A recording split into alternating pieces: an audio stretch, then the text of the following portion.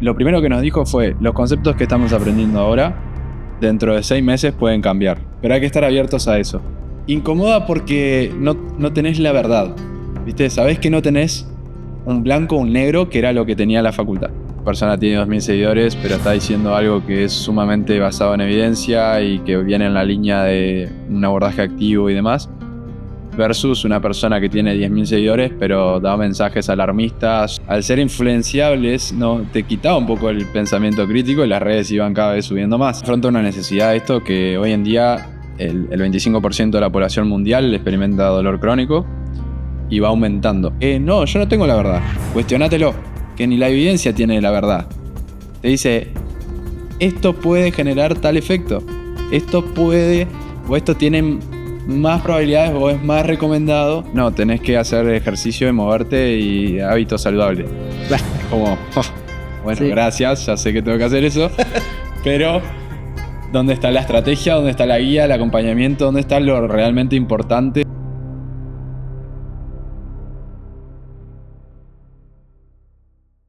Agus Matonte. Bueno, Agus, antes que nada, de verdad que mil gracias por cruzar el charco y venirte hasta acá y darme esta oportunidad de estar en este espacio, en este podcast. Hago una breve presentación tuya porque me encantaría saber más, que me cuentes vos de tu historia. Así que arranco sutilmente. Agustín Matonte es un colega que hace muy poquito se recibió de fisioterapeuta y tiene una mirada muy actualizada de la fisioterapia. Es más, si ustedes no lo siguen en Instagram, por favor háganlo porque constantemente está subiendo información. Y ya hace un tiempo, hace un par de años que veníamos charlando y hablando y compartiendo algunas cosas. Tuvimos la oportunidad de conocernos el año pasado e interactuar un poco más. Y este año, bueno, se dio esta posibilidad. Contame un poco, Agustín, ¿cómo es que empezaste o qué es lo que te llevó a estudiar fisioterapia? Bueno, primero, encantado de saludarlos a todos. Gracias, Román, por la oportunidad de estar hoy y ser parte de este proyectazo que te estás mandando sobre podcasts e entrevistas hacia personas profesionales de la salud y bueno, tenernos en cuenta también a nosotros recién egresados y siendo parte de este camino tan lindo de la fisioterapia. Bueno, para darte un contexto quizás de mi historia, de por qué hoy estoy siendo fisioterapeuta y cómo fue este camino, yo siempre me vinculé en el deporte desde los 2 años. Hice fútbol, me inscribí en un club de fútbol a los 2 años, me inscribieron, obviamente, y comencé ahí a introducirme en el deporte. También mi madre es médica, se especializa en cuidados paliativos y siempre estuve en el ambiente del sanatorio también, ¿viste? Entonces, el ambiente de la salud y el deporte, mi padre es exfutbolista y fue un lugar donde siempre me sentí cómodo, salud y deporte. Okay. Entonces, es algo que hoy en día obviamente lo relaciono mucho y me ha enseñado en el camino muchas cosas. A su vez, la disciplina que tiene el deporte, las ganas de ayudar que tiene la salud, las ganas de generar un impacto en la calidad de vida de la persona. Todo eso me ha ido formando desde chico y tener como esa empatía o esa mirada hacia ser alguien relevante o ser alguien importante para la persona. Y bueno, eso puedo empezar a detallar un poco más cómo fue. Yo empecé con el fútbol, luego con el tenis, un poquito más grande, a los 8, 9, 10 años, siempre al liceo que fui o a la escuela también que fui. Es un colegio privado, pero que tenía un campo deportivo también, allá en Maldonado. Yo soy de Maldonado, del sur, me olvidé de presentar de dónde soy. Y ahí en el campo deportivo teníamos la oportunidad de hacer varios deportes y teníamos los sábados, por ejemplo, que era de 9 de la mañana a 5 de la tarde metidos ahí haciendo deporte. Mira. Y bueno, también todo eso me ayudó en contexto a introducirme en distintos deportes. Uno fue el tenis, que también me dediqué mucho. Viajaba a Montevideo, competía y demás. Otro fue el vóley, que ahí también empecé a desarrollarme a nivel nacional, a nivel sudamericano, a nivel de deporte más en equipo de vóley sala y de vóley playa, más de solo 2 y el entrenador. Y todo eso me dio como disciplina y ser competitivo. ¿Viste? Nunca me tomé nada, que quizás es una ventaja, quizás no, pero nunca me tomé nada a la ligera, sino que siempre era intentar ser el mejor. Hacer las cosas. Hacer las cosas bien, en realidad. Que eso te lleva a tener más posibilidades de ser el mejor. No por ego, sino por algo que lo tenés internamente, ¿no? Por el contexto, por mejorar, de mejorar constantemente y ser vos tu propio límite o tu propia referencia. Exacto. El desafío constante. Y también jugué al fútbol. Bueno, pero en el medio, en el vóley, quiero hablar de esto de la disciplina y la constancia, que entrenábamos doble horario y a su vez teníamos liceo y demás. Siempre era constantemente ahí. Y que Uruguay no tiene buen vóley, entre comillas. O sea, es como hoy en día sí, cada vez más, pero no teníamos ese acceso como en otros deportes que se le da un poco más de importancia. Entonces, acá hay una frase muy buena que está bueno plantearla, que es sobre una anécdota de Steve Jobs, del padre, Steve Jobs, el fundador de Apple. El padre era un mecánico experto y lo que le decía a Steve Jobs era sobre la cerca de la casa, ¿no? Del patio. Tenías que tener la cerca de la misma forma de cómo se ve de afuera a cómo se ve de adentro, en el sentido de la calidad. Yeah. Tenerla bien. ¿Esto qué quiere decir? Que la calidad no se trata de un aspecto externo, ¿tá? De una apariencia externa, sino de integridad. De que tenés que estar atento a todo el detalle. De hacer las cosas que vas a hacer, hacerlas bien. Y esto es lo que hoy en día hace Apple también. De que están en el detalle, en la forma en que se ve afuera, pero también en lo que tienen internamente. Mirá. Entonces... Vos sabés que hace poco estuvo acá Fer de Andrea, que bueno, lo conocés, y bueno, él tiene una línea de trabajo en el área de investigación. Y él me contó en esta entrevista que tuvo la oportunidad en la época de COVID, pandemia, de trabajar para la industria farmacéutica. No eran sobre vacunas de COVID, pero eran otras vacunas, no recuerdo bien cuál. Pero él me decía esto, ¿no? Que algo que él aprendió y vio cómo se trabaja, y me decía esto, ¿no? Que muchas veces en fisioterapia tendemos a agarrarnos de teorías, de conceptos y tener ciertas diferencias en la misma comunidad de fisioterapia, ¿no? Y él me decía ¿no? Esto que en la industria, él vio y pudo aprender, y que un mensaje potente que se llevaba era esto, que las cosas se hacen bien. Que no hay tutía, no hay grises.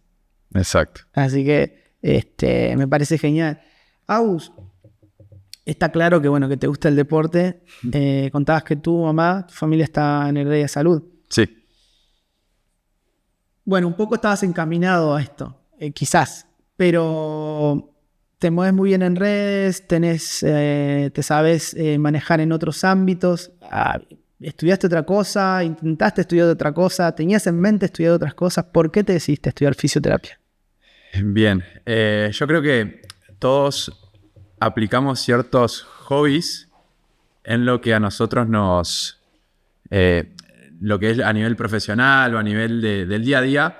Tenemos hobbies y tenemos gustos, ¿no? Y yo creo que cuando uno se plantea metas, que son de repente a largo plazo o a corto plazo, en el medio tiene que hacer cosas que le gusta.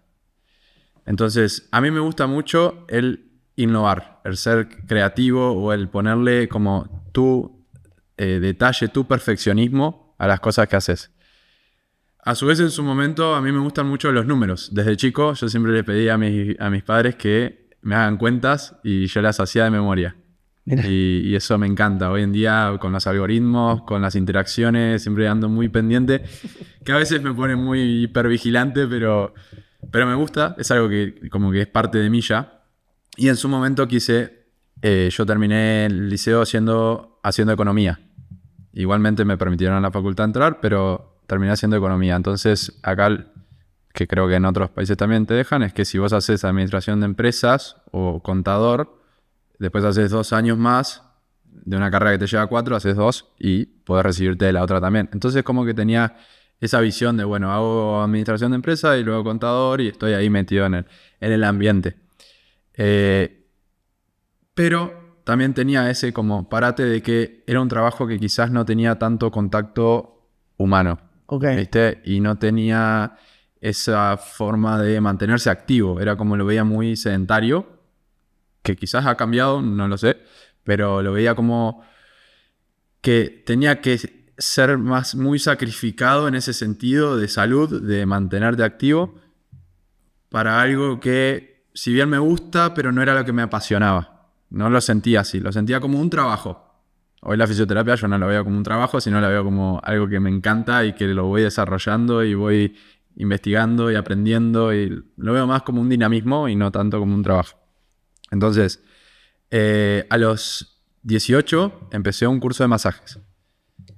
A los 18 años. A los 18 años. Ok, pará, ¿y ahí que ya habías terminado el secundario? Ya estaba ahí terminando. Ah, ok. Estaba ahí terminando. Bien. Entonces, empecé a desarrollarme en domicilio, haciendo domicilios. Mi madre, en el fondo de la casa de mi madre armé como un mini consultorio. Después ampliamos un poco más al frente tenemos apartamentos, entonces hicimos consultorio ahí, entonces como que ya fue un poco más profesional la cosa. O sea que tranquilamente podrías seguir viviendo eso si no hubieras estudiado. De masaje, ponele, Okay, sí. okay. Sí, porque aparte, como te digo, siempre intenté como progresar dentro del masaje también. Entonces, le buscaba formas, le buscaba contexto, le buscaba dejarlo prolijo o con un detalle extra. Pero hoy tocas menos a las personas. Hoy toco menos a las personas. Después hablamos de eso. Después hablamos de eso. Exacto.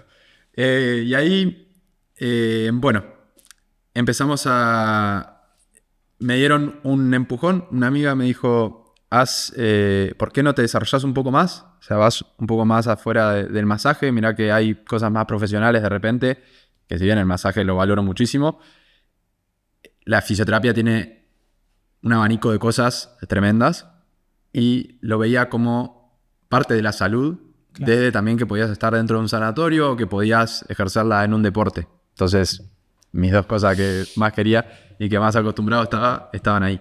Entonces, ahí en 2019 cerraba todo. En 2019, a mitad de año, ingresé en la facultad de la Universidad Católica del Uruguay.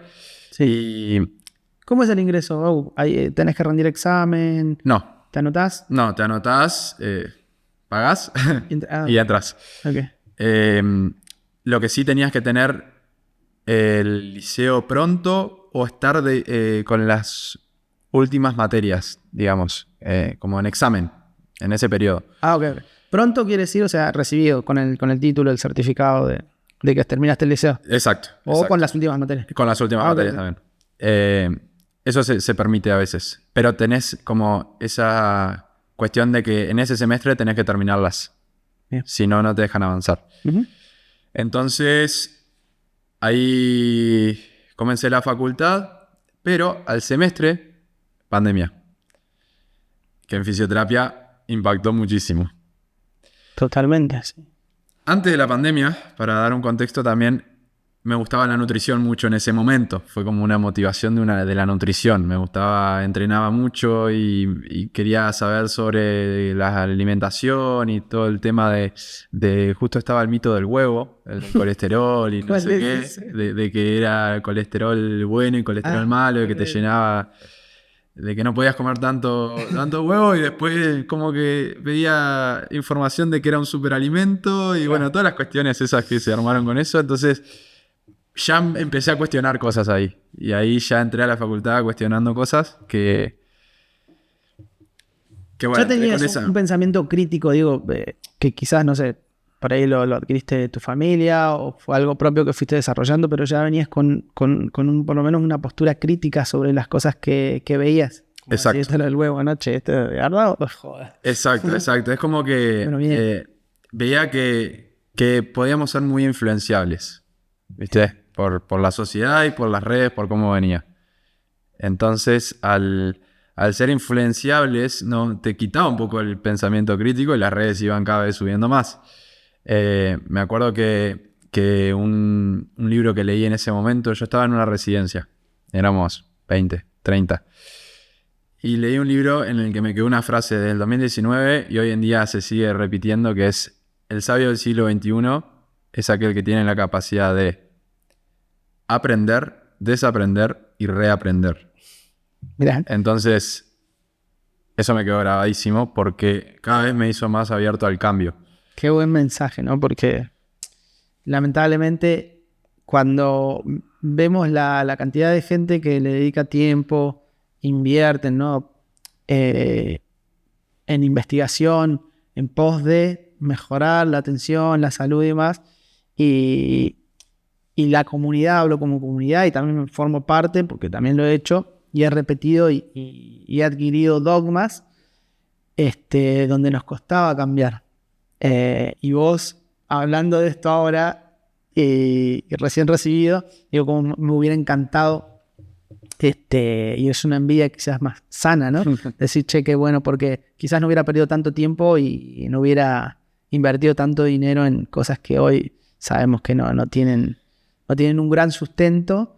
Y lo loco es que esas formaciones ya había mucha gente haciendo investigación y publicando mucho tiempo atrás. Sí, quizá no llegaba tanto o se valora mucho eso de que digas de cómo no hubiera perdido tiempo, porque que a su vez hoy en día sabemos que el tiempo es súper importante, súper valioso y que no es que haya falta de tiempo, en la mayoría de los casos, hablando en general, sino el manejo del tiempo, ¿no? Esos momentos de ocio, como de repente nos llevamos una hora scrolleando cuando podemos estar generando algo, un contenido, generando o estudiando o algo que te aporte valor. O disfrutando. O disfrutando con tu familia, pasando tiempo, sí. Exacto. Entonces, yo creo que también lo tuyo es parte del camino también, ¿no? O sea, son momentos y momentos. Totalmente, lo tenemos claro. Lo tenemos claro. Y creo que también, ¿no? Estos espacios de crítica, los espacios de discusión, siempre dentro del respeto. Porque lo que hablamos, o lo que criticamos son conceptos, son marcas, son teorías. Me parece que de otra manera no se puede construir, no se puede avanzar, ¿no? Porque si no, simplemente, bueno, nos cruzamos de veredas y no, bueno, yo sigo haciendo esto y ellos que siguen haciendo esto, ¿no? No importa de qué lado estés, pero el tema es que no avanzamos como comunidad y como ciencia. Exacto.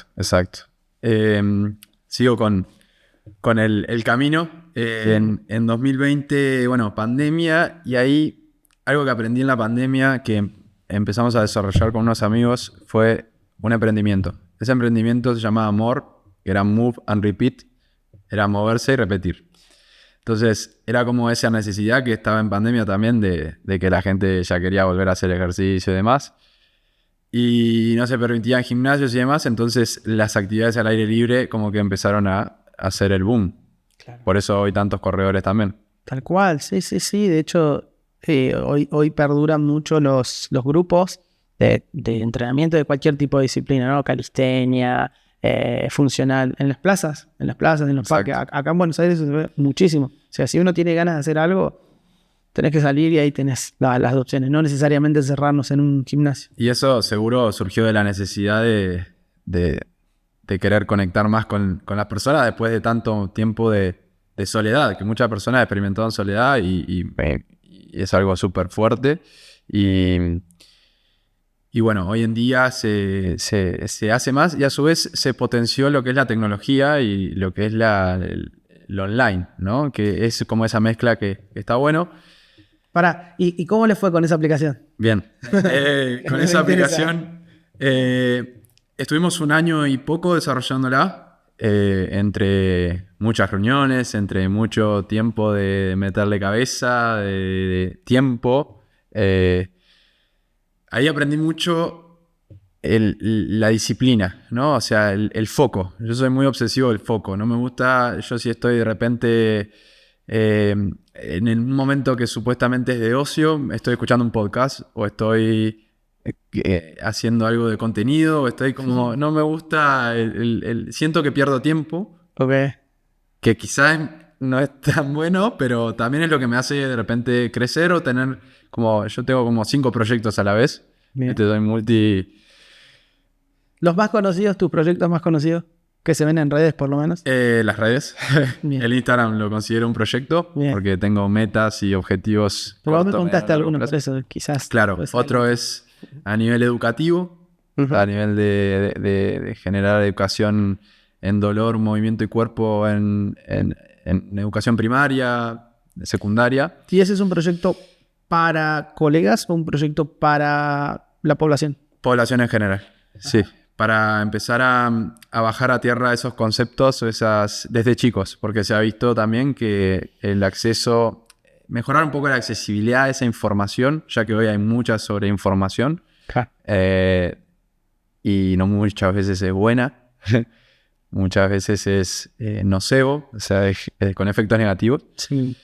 Yo creo que esa es una batalla bastante dura y que hay que darla, ¿no? Porque si vos prendes la televisión, de repente en las pausas te encontrás con un montón de eso y que están esponsoreados por farmacéuticas y que pone la cara un médico y que te dice, bueno, decile chau a tu dolor y tomate esta pastilla y seguí, ¿no?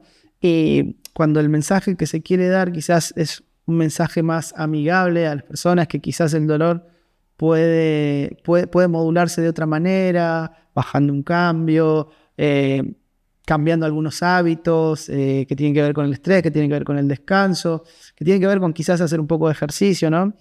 Y es difícil porque además de que hay gente que pone dinero encima y da esos mensajes y llega a muchísima gente, también hay mucha gente que ni siquiera es que recibe dinero, pero quizás está con una información un poco desactualizada y también lamentablemente llega muchísima gente.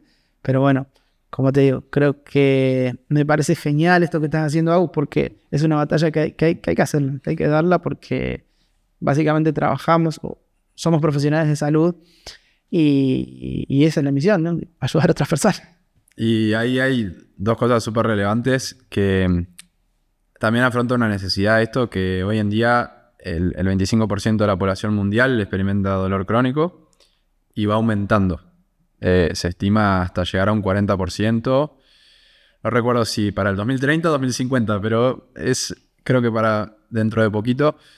Por un tema de que, un ejemplo es que mis padres estaban 8 horas afuera jugando al fútbol y los chicos de ahora están 8 horas frente a una pantalla, la mayoría, ¿no? Pero el acceso es distinto. Entonces, mismo ya eso y lo que es el estrés laboral y el consumo rápido de las necesidades de crear, de trabajo, demás, Totalmente. afecta muchísimo. Y no solo esto que decís, Agus, no solamente se queda ahí, ¿no? En la falta de movimiento, como decir, bueno, nosotros antes cuando éramos chicos, yo me acuerdo que mi viejo me iba a buscar a las 2 de la mañana a la otra esquina porque seguíamos jugando al fútbol. No solamente eso, digo, no solamente la parte del movimiento, sino también lo social. Lo social, ¿no? Todos estos aspectos que hoy se ven muchos. Mi pareja, Lucina, ella es psicóloga y se dedica al área pediátrica. Entonces ve también chicos adolescentes y hoy se ve muchísimo el impacto de eso. Digo, en las dificultades de sociabilizar, bueno, todo lo que eso conlleva, ¿no? Chicos con ansiedad, chicos con depresión. La verdad que es un trabajo súper necesario y urgente. Sí, sumamente. Y bueno, el otro punto importante es con eso que decías, de repente lo que están en las redes se ve mucho el tema del nocebo, ¿no? El tema del alarmismo, el tema de lo que genera más interacción, es lo que es sorprendente, lo que a la persona le atrae en los primeros 4 segundos. Y ya sea con un mensaje, ya sea con una imagen, ya sea con la solución rápida. Entonces yo creo que, no solo lo creo yo, sino lo dice la evidencia también, que la educación previene o reduce el riesgo de que vos tengas acceso a tratamientos innecesarios, a estudios sin necesidad. Entonces, o estudios también alarmantes, porque muchas veces se hacen cosas que no se recomiendan. Entonces, las redes también es otra batalla en el sentido de repente una persona que tiene 2.000 seguidores, lo hablaba con Ítalo, un colega chileno, si una persona tiene 2.000 seguidores, pero está diciendo algo que es sumamente basado en evidencia y que viene en la línea de un abordaje activo y demás, versus una persona que tiene 10.000 seguidores, pero da mensajes alarmistas o que no hagas esto, haz esto porque esto seguro te va a ayudar. Y bueno, todo eso es también la batalla de la interacción y el algoritmo y el mensaje que le llega a las personas, porque si bien nosotros estamos en el ámbito de la salud, hay personas que no, y la interpretación, y es difícil también para uno comunicar en las redes, ¿no? O sea, Y llegar. Primero llegar. Y después, ¿cómo comunicás? Si vos lo haces, siempre, al ser como tan perfeccionista en eso, o por lo menos querer ser perfeccionista, siempre antes de publicar algo se lo mando a 3-4 personas que tengo alrededor, como los más vinculados y los que saben cómo fue todo el proceso y lo que yo quiero dar como mensaje. Bien. Ya sea del ámbito de la salud o no. Entonces yo les pregunto, me dicen sí, está perfecto, sí, se entiende, sí, y la subo tranquilo. Más que nada para eso, no por recibir hate o no, sino para que se llegue lo que yo quiero decir y que se interprete de forma... Todos lo van a interpretar distinto, pero por lo menos para que no se interprete mal. Claro, que se entienda el mensaje, por lo menos el objetivo. Porque es verdad, muchas veces en esto de Instagram que vos la tenés más clara, claramente, pero a mí me ha pasado de subir a algún reel y lo que sea, yo esperando otra respuesta, ¿no? O quizás que me siga otra gente, ¿no? Y quizás el mensaje que yo doy está más orientado a profesionales de salud. Pero mi intención es llegar a la población en general. Y bueno, y me cuesta eso. Y quizás tiene que ver con esto, ¿no? Con entender esto del gancho y todas las cuestiones que hacen que la gente permanezca en eso. Y también la síntesis, porque muchas veces nos cuesta y nos ponemos a hablar y subimos una cosa súper larga que quizás no se entiende. La entendemos nosotros y creemos que está bien. Pero bueno, Agus, me parece que para eso están ustedes los jóvenes. Sí, pero bueno, vamos a intentarlo, vamos a seguir intentándolo. También es un arma de doble filo el hablarle a la población en general, porque podemos caer mucho en simplificaciones de algo complejo. Entonces, al querer dar un mensaje de repente positivo, terminamos en simplificar justamente un proceso donde la persona viene hace 5 años y que vos le digas, no, tenés que hacer ejercicio y moverte y hábitos saludables. Claro. Es como, bueno, sí, gracias, ya sé que tengo que hacer eso, pero ¿dónde está la estrategia? ¿Dónde está la guía, el acompañamiento? ¿Dónde está lo realmente importante que necesita la persona? Que quizá en redes no es tan llamativo decir eso, porque no lo es. O sea, literalmente no lo es. Y a contraste, probablemente la gente sí que vaya a otro espacio, a otro lugar, donde le digan, bueno, mira, tenés que hacer esto para que tu dolor se vaya. Decirle chau a tu dolor. Chau a tu dolor. Probablemente compre ahí. Exacto. Aunque uno no esté vendiendo nada, simplemente quiere informar. Sí. Y yo creo que las redes, hay algo importante, que no tenés que hacerlo para vender. Tenés que hacerlo para comunicar y después lo otro llega solo. Che, nos fuimos a redes. Sí, nos fuimos a redes. Pero bueno, bien, cerrando este concepto. La idea es eso, informar a la población. Informar a la población y dar esta batalla, ¿no? contra ese sistema que quizás está más pendiente de fragilizar a las personas y también, no sé, vender, ¿verdad? Bueno, Agus, antes de llegar a un punto importante, me gustaría saber si cuando empezaste la carrera, cuando empezaste a transcurrir la carrera de fisioterapia, ¿era lo que imaginabas o lo que esperabas? En realidad, entré a la carrera como eso, como algo abierto a conocer. No iba con un objetivo claro de decir, bueno, en 5 años estoy trabajando en tal lado, haciendo tal cosa, sino como que iba fluyendo y más con que el primer semestre, después del primer semestre vino pandemia y fue como todo distinto. Dijimos, bueno, ¿cómo ahora aprendemos de esta forma? Y fue fluyendo.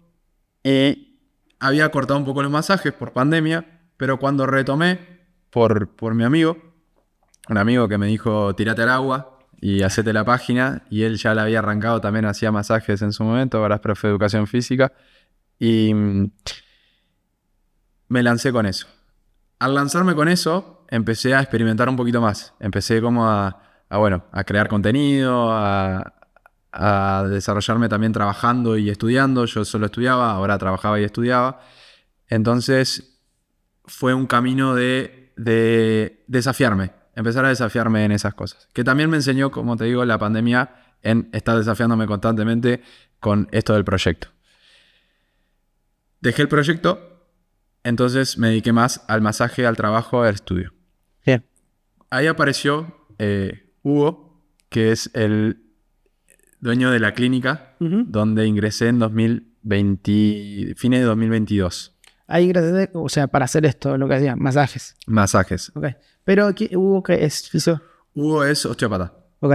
Es un osteópata de Francia que vino y se radicó acá y abrió una clínica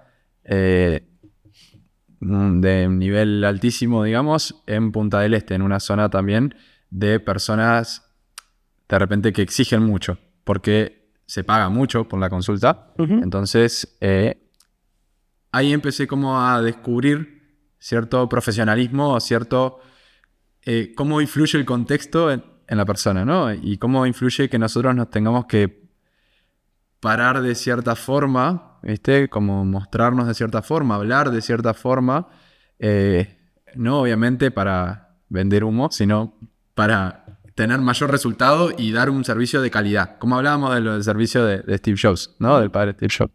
De brindar un servicio de calidad. Y todo eso me fue enseñando. Y a su vez, ahí en la clínica había un colega que tenía también esa como ambición a nivel de redes y a nivel de... siempre tocamos redes, pero bueno, es parte. De cuestionar. Entonces eran juntadas que hacíamos en los ratos libres de hablar sobre lo que estábamos viendo de repente de un artículo, de una filosofía, de una técnica. Era como empezaban esos cuestionamientos y a su vez el dar un servicio de calidad, o sea, como relacionar esas dos cosas. Ahí, en 2023, empezó la... Pará.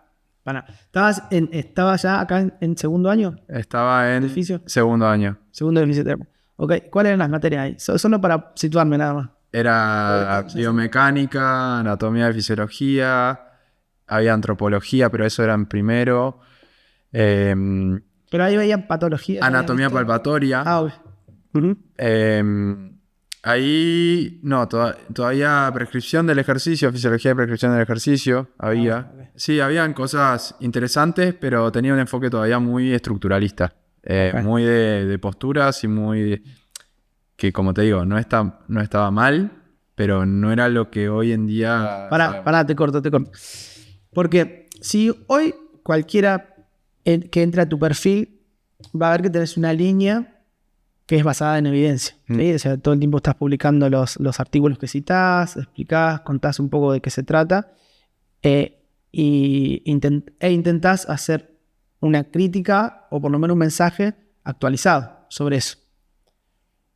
Estamos hablando de que cuando estabas en segundo año, quizás las materias, por ahí estaban, los programas se basaban quizás en literatura que tenían quizás de los 90, no sé si habría algo de los 2000. Estoy prejuzgando, no sé. Eso contame vos. Sí. Okay. Pasaba. Yo igual no me daba cuenta hasta que empezó todo esto que te estaba contando de la clínica y las conversaciones con colegas. Porque no me daba cuenta. No... Tampoco nadie se daba cuenta, me parece. Okay. Pero era un rol, digo, en la educación donde el docente te daba la información y era la autoridad. Vos la tomabas y la aplicabas. Sí. Okay. Era ir y hacer lo que...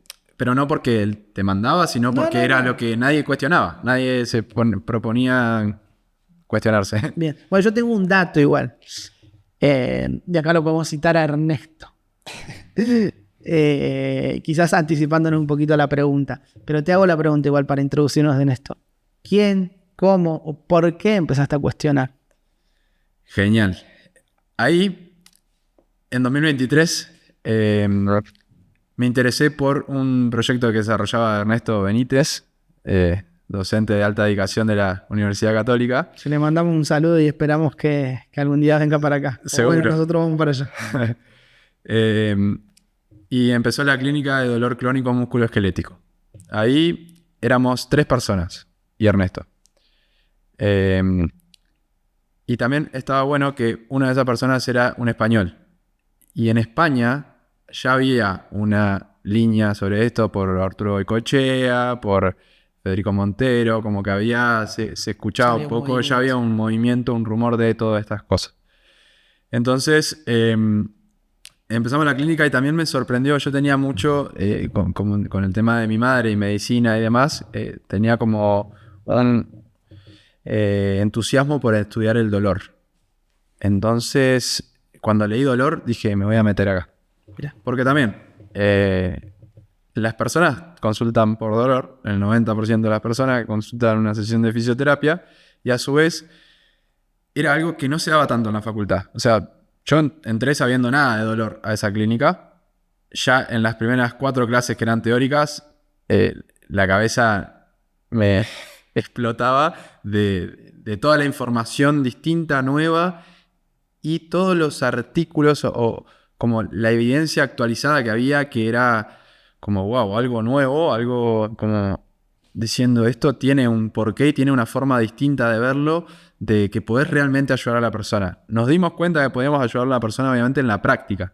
Claro. De que empezaron los primeros pacientes y ahí no era una sesión normal de que vos agarrabas y anotabas cómo está el hombro, cómo está la columna, cómo está a nivel anatómico de vista, sino que indagabas mucho más en la persona y te preocupabas mucho más por saber todos esos aspectos.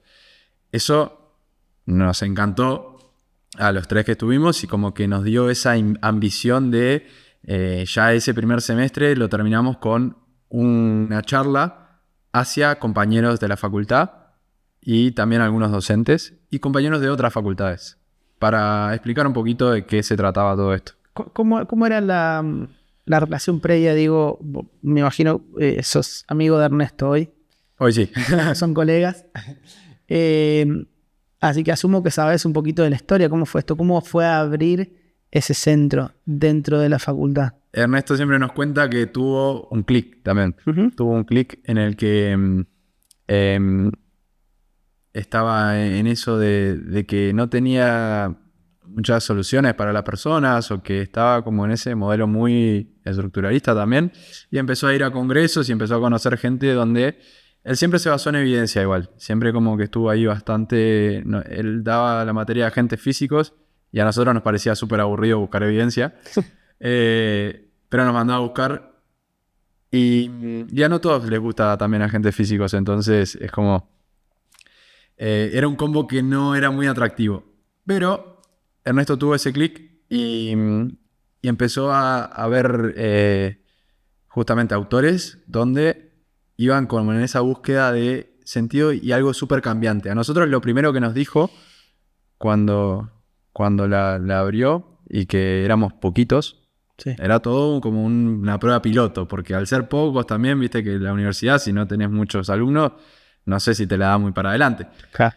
Entonces, lo primero que nos dijo fue, los conceptos que estamos aprendiendo ahora, dentro de 6 meses pueden cambiar. O dentro de 2 meses. Pero hay que estar abiertos a eso.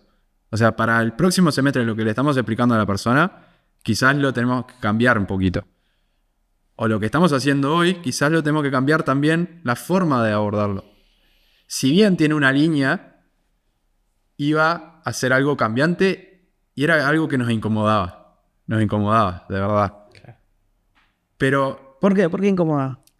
Incomoda porque no tenés la verdad. ¿Viste? Sabés que no tenés un blanco o un negro, que era lo que tenía la facultad.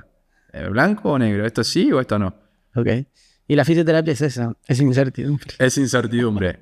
Bien. Pero nosotros también tenemos que comunicarle a la persona de que no está en una incertidumbre ahora. No. Claro. O sea, obviamente, nosotros quizás estamos, cuando aprendemos y demás, estamos en esa incertidumbre, pero obviamente al pararse, que es el desafío también, de que nosotros sabemos que estamos navegando en una incertidumbre frente a una persona, pero tenemos que demostrarle de que no hay incertidumbre, porque estás con una guía y un acompañamiento que se supone que sabemos por dónde ir. Pero sabemos que ese camino no es lineal, sino que va a ser Tal cual. así. Tal cual. Y bueno, eso de que iba a ser cambiante y demás, de que no haya un blanco y un negro, sino que hay grises y hay grises con matices. Eso, yo creo que también te enseña a aprender, a estar constantemente en aprendizaje, en un dinamismo constante, que es lo que...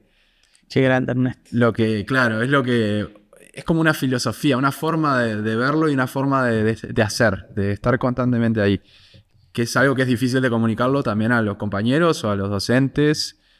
Y bueno, se trata de una materia que son 6 meses. Sí. Yo estudié hace 3 años ahí ya. ¿Seguís ahí? Sí. Bueno. Desde otro lado, pero sigo. Bien. Sí. ¿Y cómo fue al principio? Solo para saber un poco de anécdotas, porque entiendo que ya después de un par de años ya está instalado y aceptado. Pero entiendo que también puede haber sido una lucha, ¿no? Intentar hacer este cambio dentro de una universidad donde ya hay cosas que están armadas, donde hay programas que quizás no se tocan. Exacto. Nosotros cuestionamos muchos mitos, porque justamente cuando vos no tenés blancos o negros, los mitos son blancos o negros, porque dicen, esto se hace así, la fascia se libera con el rolo. Entonces, cuando vos cuestionás que no necesariamente, ahí es donde entra la duda, la incomodidad, y que un alumno o que un docente cambie la forma, o un profesional cambie la forma, es salir del molde, salir del modelo estructuralista, salir de causa-efecto. Entonces, comprender eso y poder comunicarlo, porque nosotros también, al ser pocos, también éramos los raros de repente. Claro. Porque era como, son muy, muy holísticos, muy... ¿Qué onda? Psicólogos, ¿qué les pasa? Exacto. Ya, ¿por qué no hacen psicología? Claro. Pero bueno, de a poco también nosotros, a ver, en un principio hablábamos mucho y explicábamos mucho la neurociencia a la persona, pero hoy sabemos que le interesa la neurociencia, no quiere una clase de eso, sino que hay que bajarle más... una hoja simple. Una hoja simple, una hoja de ruta, de bueno, vamos a ir por este lado. Entonces eso influyó muchísimo y fue un camino nuestro también de intentar perfeccionar la narrativa. Y bueno, hoy en día somos 15 o 12. Entre 12 y 15 somos... Para 15 personas que conforman el staff. Que hay en cada semestre. De alumnos. Sí, pasamos de 3 a ser 12 o 15. Bueno. O sea, hay como más demanda de que las personas, de que los alumnos quieren estar en esa actualización, sí. Y ojalá que sigan creciendo, que seguramente va a ser así. Y bueno, hoy está el diplomado de dolor kinético, así que va a explotar, sin dudas. Y bueno, creo que también con esto, de que hay grises y demás, y estar del lado de la evidencia...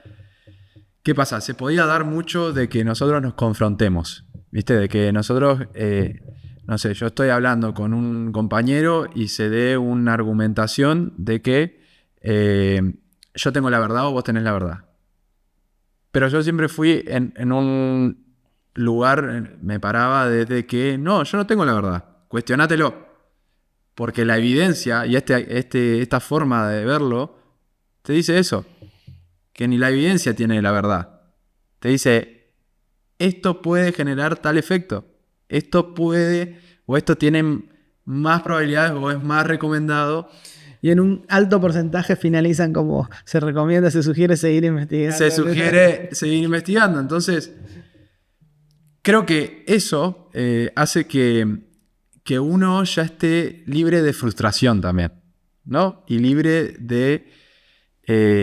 poder argumentar, poder tener como, bueno, qué herramienta tomo, qué va a ser lo mejor para los dos, porque a uno tampoco lo sesga en el sentido del sesgo de autoridad, de decir, no, vení porque yo te arreglo, yo te soluciono, sino que, no, vamos a ir encontrando un camino, vamos a ir...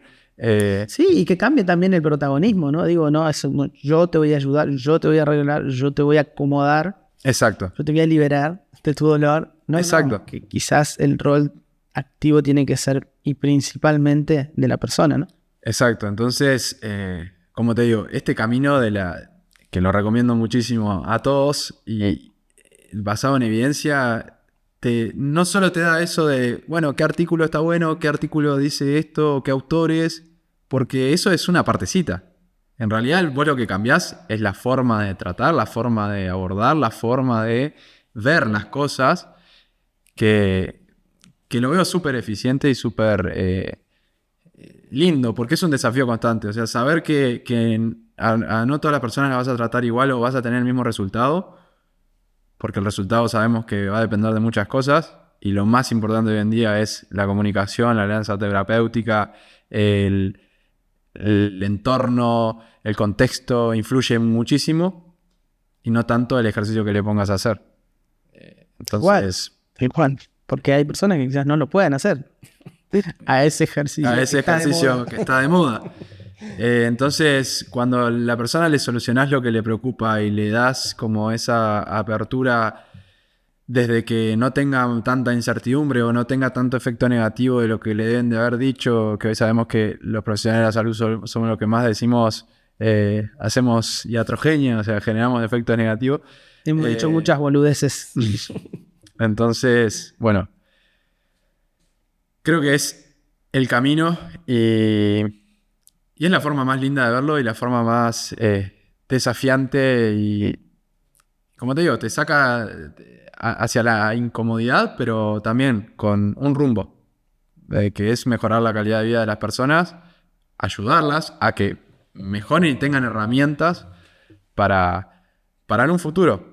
Que también, como te digo... Para ser autogestivos, ¿no? Digo, o sea, que no necesariamente van a depender de un terapeuta, ¿no? Muchas veces cuando volcamos este tipo de mirada, esta línea de abordaje centrado en la persona, las personas se van empoderadas, se van con herramientas que son propias de ellos, que no son nuestras, es decir, que no tienen que venir a buscarlas al consultorio o en la camilla.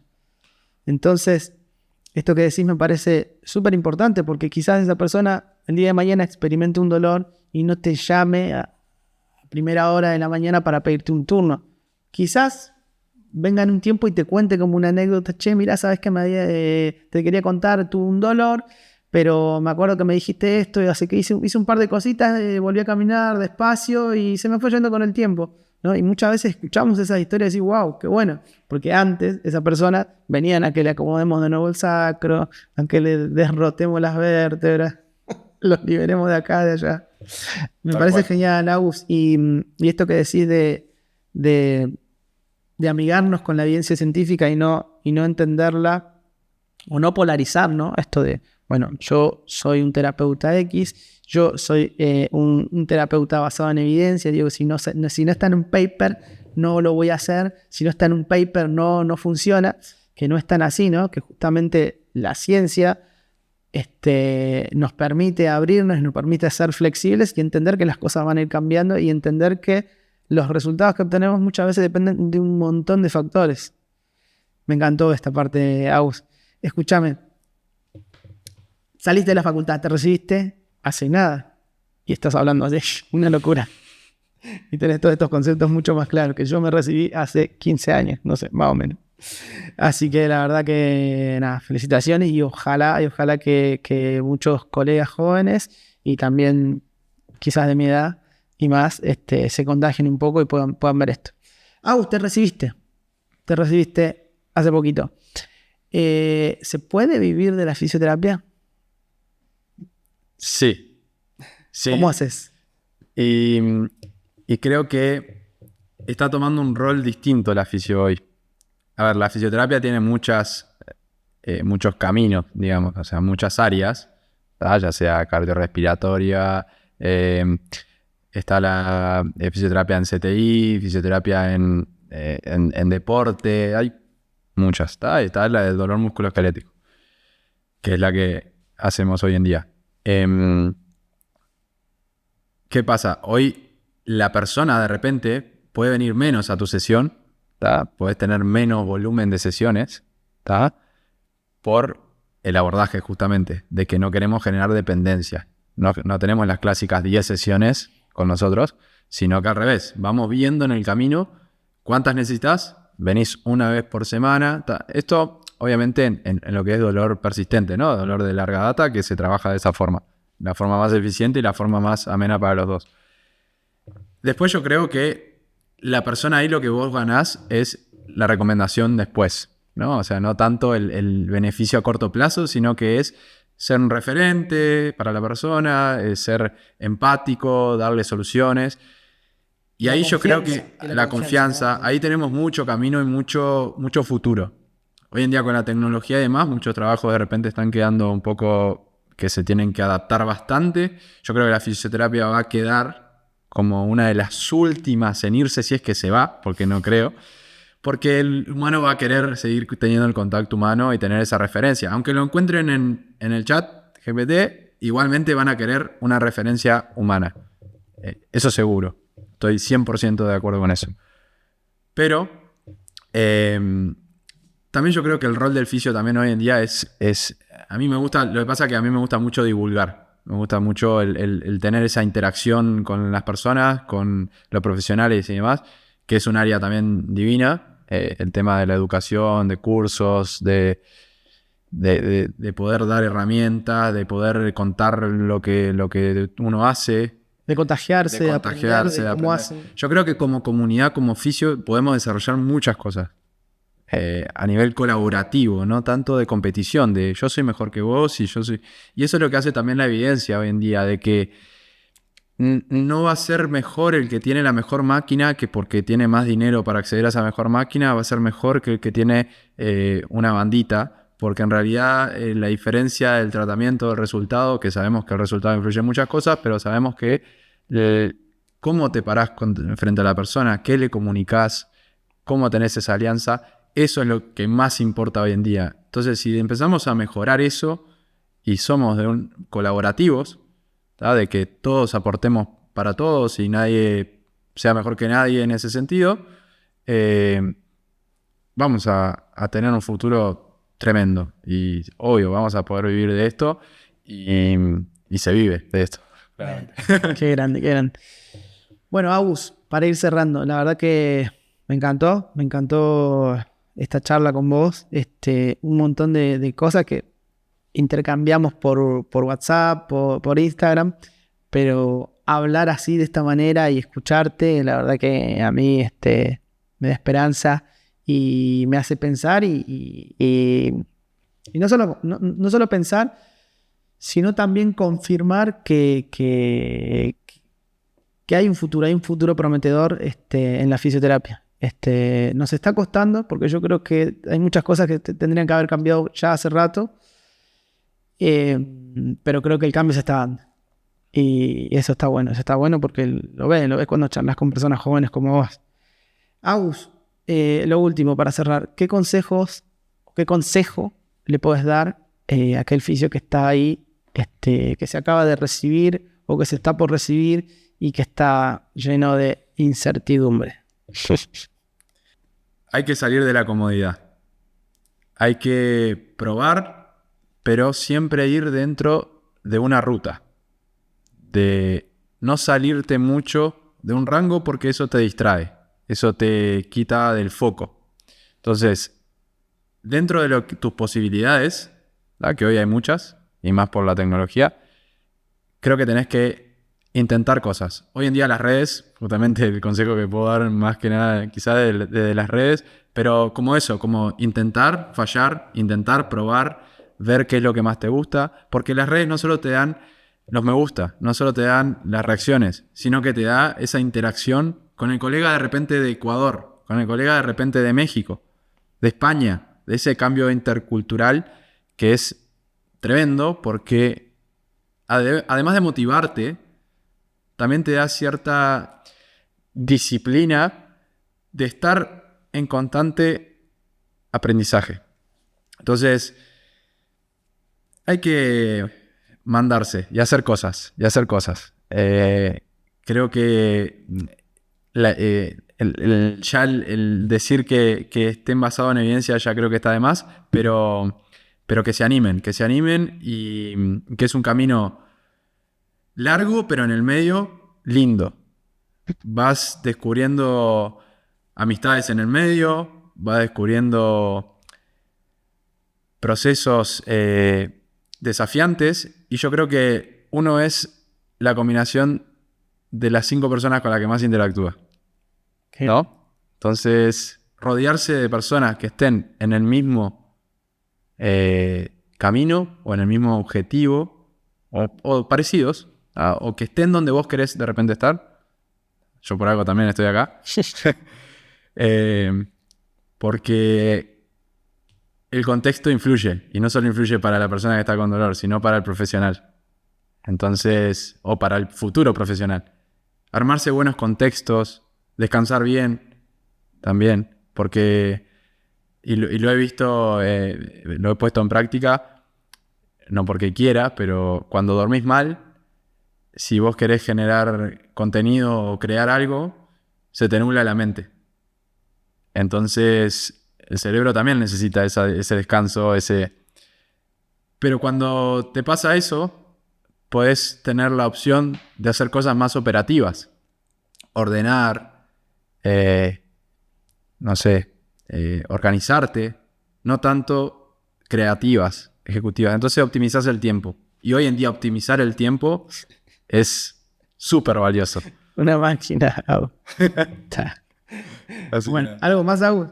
No, todo eso. Me encantó. Hay un montón de cosas que tengo que aprender de eso, así que yo he tomado nota. Agus, de verdad, muchas gracias. Muchas gracias a vos.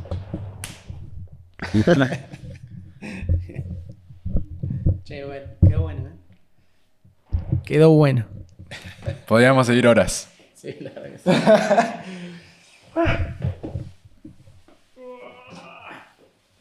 Bien, me gustaba. Sí, qué bueno.